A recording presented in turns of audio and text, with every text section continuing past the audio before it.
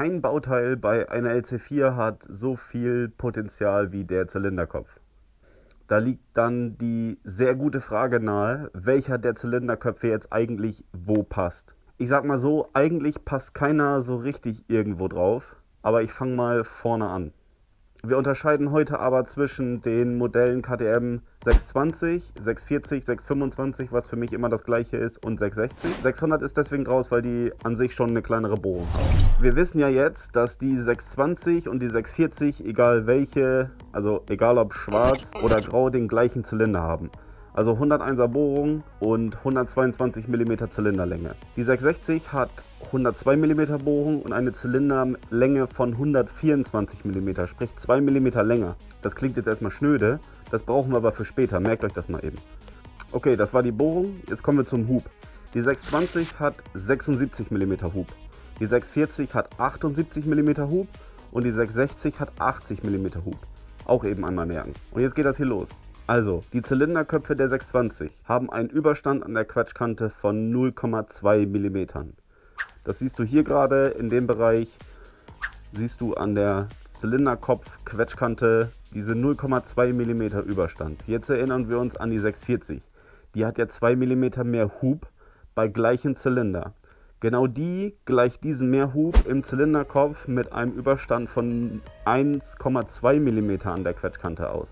Das kannst du hier gerade sehen. Daher können die beiden sich hier schon mal den Zylinder teilen, aber nicht den Kopf. Boah, das ist aber auch die letzte Folge ohne Jacke. Ey, so langsam wird's frisch. Meine Fresse. Bei der 660 ist das so, die hat exakt wie bei der 620 hier diese 0,2 mm Überstand, gleicht ihren 2 mm mehr Hub gegenüber der 640 oder 4 mm gegenüber der 620 über den Zylinder aus, da dieser ja 2 mm länger ist. Jetzt aber keinen Denkfehler haben. Von 76 auf 80 mm Hub sind 4 mm.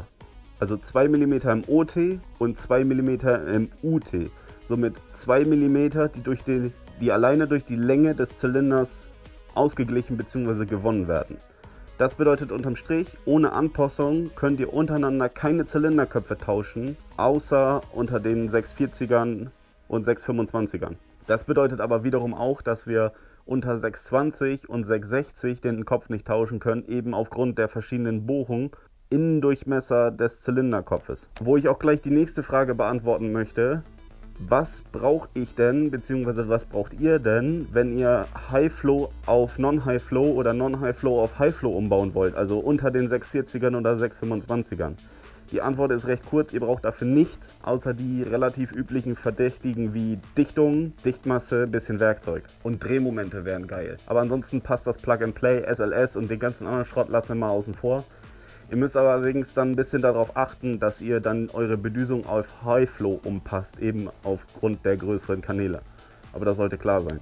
Kleines Fazit: Wenn du einen 660er Kopf auf deine 640er bauen willst, ohne Anpassung, dann endet das mit einem Problem, nämlich dass dir der Kolben unter den Kopf schlagen wird. Und das würde ich nicht tun. Wie man das anpasst und wie das funktioniert, solche Experimente und solche Umbauten macht, das klären wir in einem späteren Video. Kommen wir zum Abschluss noch kurz zu der Geschichte hier. Ich hatte ja in dem Video dazu gesagt, dass ich mir einen Gewinner dazu aussuche, der dieses Umbaukit oder beziehungsweise mein Wheelie Safe 3000 dann gewinnt. Den habe ich mir ausgesucht, den Gewinner.